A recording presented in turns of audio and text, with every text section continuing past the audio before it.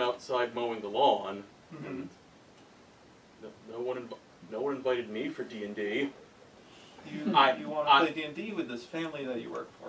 Okay, I know there's a lot of numbers involved in all that, but I mean, I gotta learn them at some point. Okay, have you talked to your brother about maybe getting invited to play? No, I haven't tried that. I mean, it's ever since, you know, like I did the thing with the bird on his head. I feel like he has held resentment for me ever since that, and I feel like there's just subtle things that, you know, like how like you think about giving someone a wedgie, but you don't actually do it. Sure, yeah. Okay. I feel like he's been thinking about giving me a wedgie for like 20 years now. and just like that, like I feel like he's he's not touching me. That's what he's doing. He's not touching me. Oh, I see. But you're the older brother, right? Yeah. But he's giving you older brother energy. Yeah. And you feel like you missed your chance to have that energy with him. Yeah. Okay, so here's what you do. Mm-hmm. You think about what his taste in music and fashion are, and you throw it back in his face to make fun of him. That way, you reclaim that older brother energy that you're looking for. Does that make sense? Yes. Good. Okay, that'll be a nickel, please.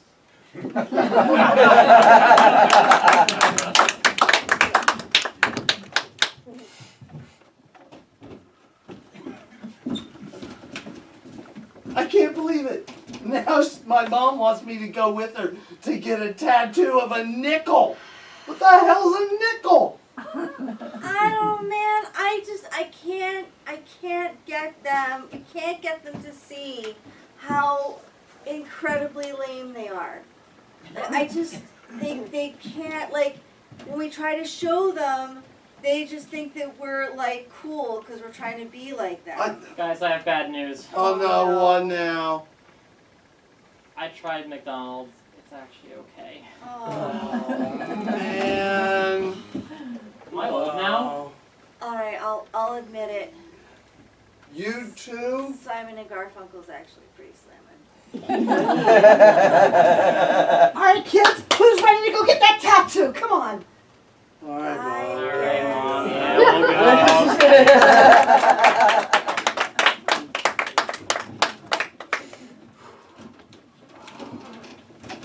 Got all that OBE. Yeah. You know, I too have OBE. You're only 60 seconds older than me. And that makes all the difference. I widened that passage for you. You'd have never gotten out. If I hadn't, like, you know, just got up in there and you know, you'd have never gotten out. I appreciate the room that you left. You know, by the way I walk, I'm walking in. No time to talk.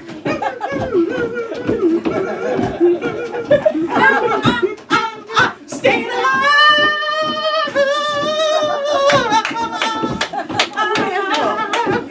Randall.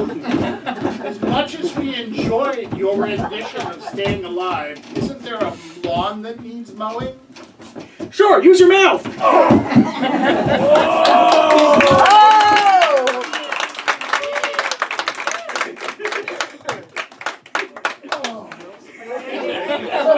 Are you alright? He's fine. Backboard? Alright, we have just one more game for you this evening. One more game for you. It is called Story Without a Letter. Andre, you want to introduce this one? Oh, this one's hard. No, he does not. Alright, I got it. Alright, we are going to retell a classic fairy tale missing one letter. So, we're going to line up. We'll tell the story.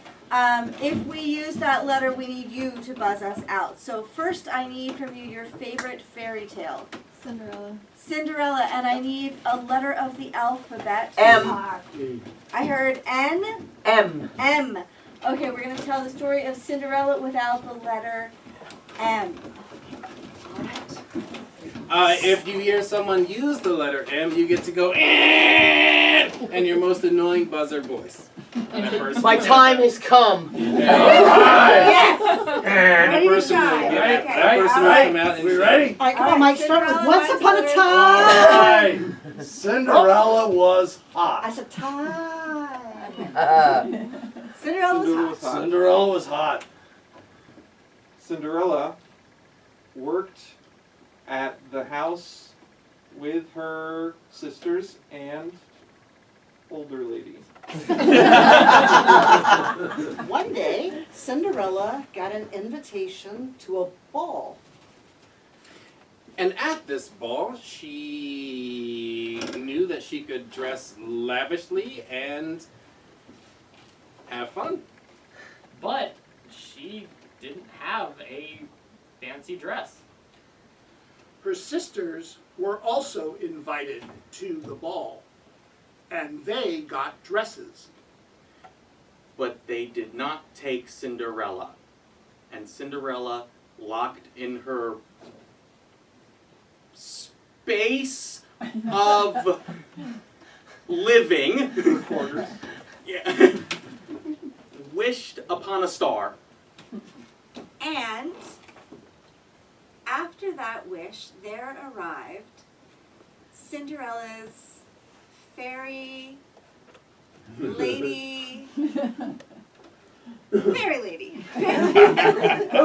Her fairy guardian. Yes, her fairy lady Appeared. guardian. Yes, her fairy lady guardian appeared. Thank you very much.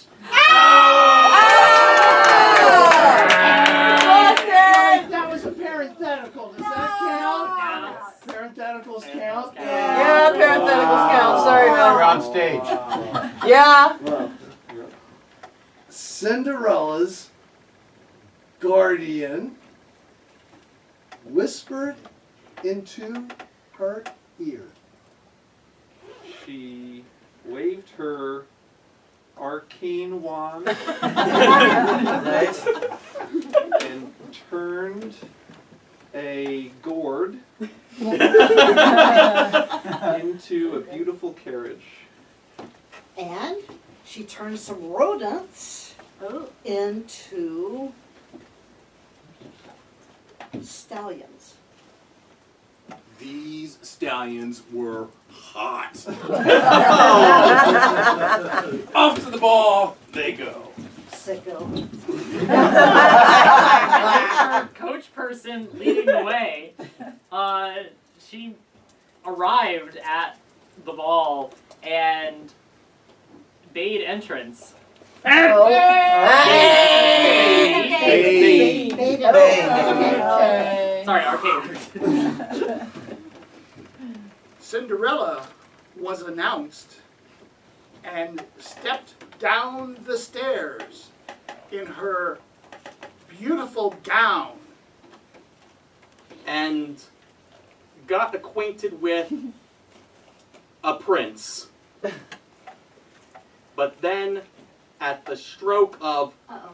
1 above 11:59, Did you not just say 12 o'clock? that would have been better. She had to run. Her prince, following, came. Busted!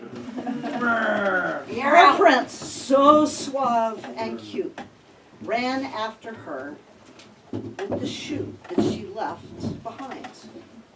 This glass slipper could only belong to his true love.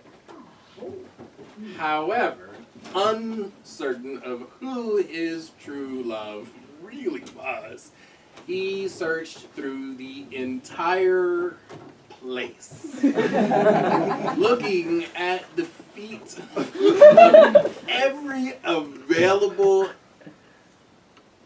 Lady? lady. Looking at their feet. Theme before Wiki. He approached every fair lass in the Place. place, and tried on the glass slipper. Alas, none of the ladies he fitted fit the glass slipper. Until he arrived at the house of Cinderella, where the three evil stepsisters wanted to put on the slipper. They stuffed their nasty feet into the glass slipper, but couldn't make it. You're so close, dude, so close. So close. So the slipper did not fit any of these girls. But there was one person left. Before that, Did you just nag me? Not just a little fun. It's called non-linear storytelling. Didn't want to leave out the fact that the sisters cut off their toes so that they could try to fit said toes into the glass slipper. This is true. Yeah, that's where Shannon didn't know what he was Gross, doing. but it's true. I didn't have that part interesting. And that was not in Disney's adaptation. I lost where in the story. Cutting Cinderella off takes toes. off the toes and one cut off her heel. one Oh. absolutely. One cut off her heel, one cut off her toes. That's disgusting. And Cinderella slid her foot right in there, and it fit perfectly. All the blood and stuff. Yeah, I guess. It really, Well pretty gross. With one foot in a shoe, Cinderella stood and hugged her prince. And Quentin Tarantino was happily ever after. And that, ladies and gentlemen, is our show. Thank you very much. And Dave, and Mike, and Francis, and Andre, and Treves,